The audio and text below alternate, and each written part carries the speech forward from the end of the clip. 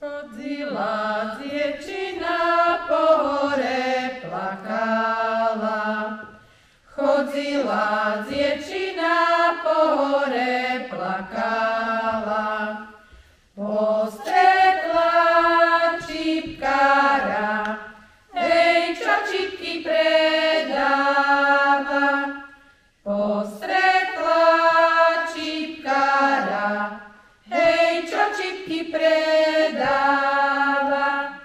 Čipkáru, čipkáru pre živého Boha. Čipkáru, čipkáru pre živého Boha. Či mi je čipečka, hej, na čepe zhotová. Či mi je čipečka, hej, na čepe zhotová. Ach, ženičky, však som len ráda, že ste mi došli pomociť. No ani bych sa nenazdala, že toho roku budem dceru vydávať.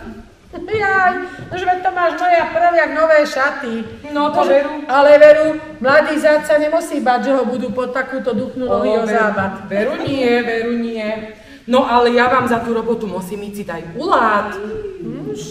Hádam si aj zaslúžime. No, pravda, že áno. Nech sa páči. Iha, to čo si voňavé. Si dajte. To môj starý robil. Iha. Tá teda voňavá. Na zdravie, dievčence. No na zdravie, ženičky, vypíte. Na zdravie. Vejdi do tela mého a neurob tam nič zlého. Tak.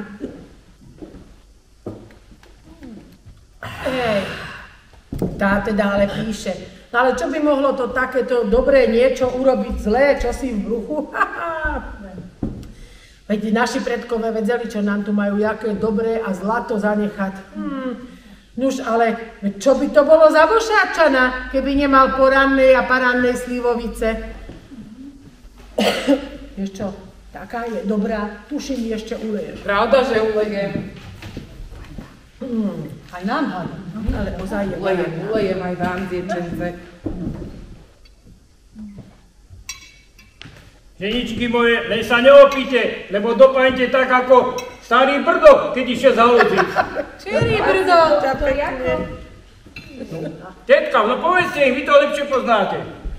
Nož ale vy to hádam ste neočuli. Nie. A však, veď hádam poznáte starého brdu, toho slávneho masára, čo chodí zabíjať. No, išiel vám do haluzíc na zabíjačku. A keď už všetko mal porobené, išiel domom a nad kostelom, nad cinterom, tam, že vám ho pristavili víly, zebrali ho do tanca a tak s ním tancovali a vykrúcali ho, čo aj karminu, čo mu napakovali, zabol. Ale dovie, či si takéhoto nedal. No ale dievčence, už keď sme pri tých našich chlapoch, a kde sú tí vaši? Hádam prídu. Čo zľačujem? Však hádam aj nám koštrky povítajú.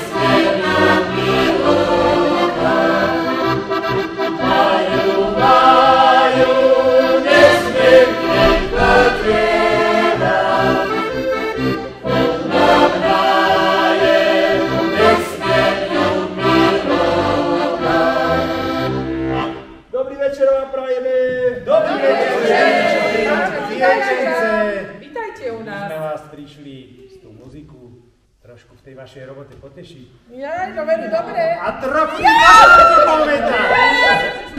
Muzikanti, aj tú moju stavku treba kostrky povymetať. No však ty nevládzeš, to by sa mi hodilo. Ale dostal, čo? No No ale dievčence, už sme robotu ukončili a ja vám idem doniesť toho goštrnkového čaju. Iha, na to je sa veru. Tak to musíme popratať, aby nám to nerozpúkalo. No my vám teda ešte jednu zahráme. Vy si s nami zaspívajte. Dobre, no, ideme večer.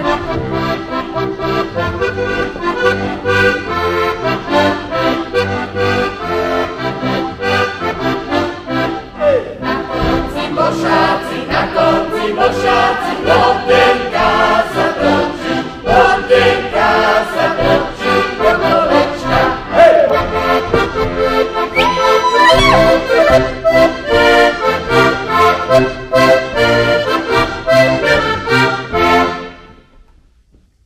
Tak porozprávam vám o zvyku drápania peria v Bošáci.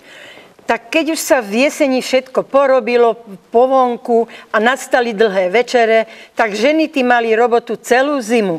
Museli si nachystať výbavu pre svoje céry, potom museli tkať plátna a tak. A to sa už dohodli gazdine medzi sebou, ktorá začne prvá drápať perie a už si potom postupne jedna po druhej teda predávali tento zvyk.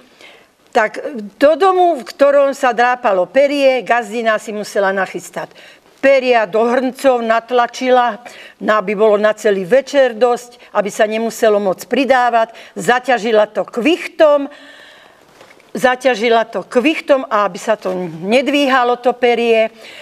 Potom poprichádzali gazdinky, susedky, aj zblízka, aj zďalša a už si posadali a drápali. Pospomínali všetko, čo sa v dedine udialo, kto čo s kým sa prespal, kto má jakú frajerku.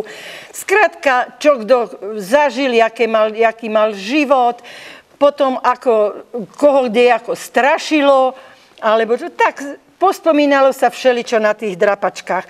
No a keď už boli nahovorené dosť, tak potom si aj zaspievali a velice radi. Ale gazda prišiel aj so štamprlíkom ponúknuť ženičky, aby sa nepovedalo, že drápu usuchánkou. A neskôr sa už potom robili výbavy aj pre chlapcov. Keď mala synovce, teda gazdina, tak už mu robila aj duchnu a podušku, že aby, keď ho sa zeženú povadzí, že aby mal pod čím spať. To tak hovorievali tie ženičky tam na tej drapačke. Tak ja som už potom tiež chystala veru doma aj pre chlapcov, aj pre dzieča drapačku. Ja som už tiež robievala drapačky, už tu jak bývam v Bošáci, ale čo mi babička a ešte z mamu, keď som bola ako decko, som tiež chodievala na drapačku susedom a už potom ma večer táto prišiel záda, aby som tam tak dlho nebola.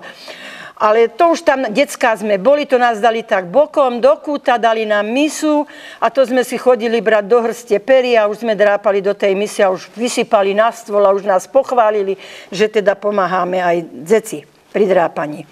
Čiže viedli už aj decka k všetkej robote, ktorá na dedine by sa robila celkovo. No a potom, keď už ponúkalo sa, prv sa ponúkalo, čo ja viem, len tam štamprla, nejaký ten čaj sa spravil, alebo koláček, keď gazdina spravila, alebo čo. No ale už potom neskôr, keď som už ja drápavala, tak tam sa už pravidelne každý večer ponúkali sa cukríky na miske ženám a ponúkalo sa štamprlíka, voda, minerálka a už sa každý večer, keď sa išlo, prečíta sa čaj a nejaký koláč, raz taký, bábovka, langoše, už čo sa v tej dobe už neskôr to robilo. A potom už keď bol koniec drápania, tak tomu sa hovorilo oldomáš. Tak už vtedy sa nachystala taká večera, ako bych povedala, už gazdina nachystala pre tie ženičky večeru, už keď už si nechali na ten posledný deň tak najmenej pera, aby si mohli dlhšie posedieť a pojesť a povyprávať. Tak tomu bolo. A už na tom oldomáši sa dohodli, no kde zase na budúce, už zajtra alebo pozajtra, kde zase začneme, u ktorej gazdinej. No a takto sa to v každom skoro dome, lebo sa chovali husy, kačice v každom dome. Keď už mala niektoré tí chudobnejšie, že mali málo, tak si drápavali sami doma babičky, alebo čo už doma si drápavali. Ale už väčšie tieto gazdine, ktoré chceli nachystať výbavu pre svojich detí, tak robili drapačky. Ale si pamätám, ešte ako decko, keď som chodievala s mamou a babičku na drapačky, tak už chlapci, keď vedeli, že v ktorom dome sa drápe, tak sa stretli a prišli s pevom z harmoniku. Tedy existovala len harmonika, ústne harmoniky, orgánky tomu hovorili, alebo teda harmonika už čo bol, kto vedel teda v tej dedine alebo v osade hrať na harmoniku, tak prišli s pevom a už teda pozmetať koštrnky tým babkám tam a tým tetám. Takže to bolo ešte takým zvykom z tých, aby tá mládež sa ešte tam aj zabavila trocha pri tých drápaniach.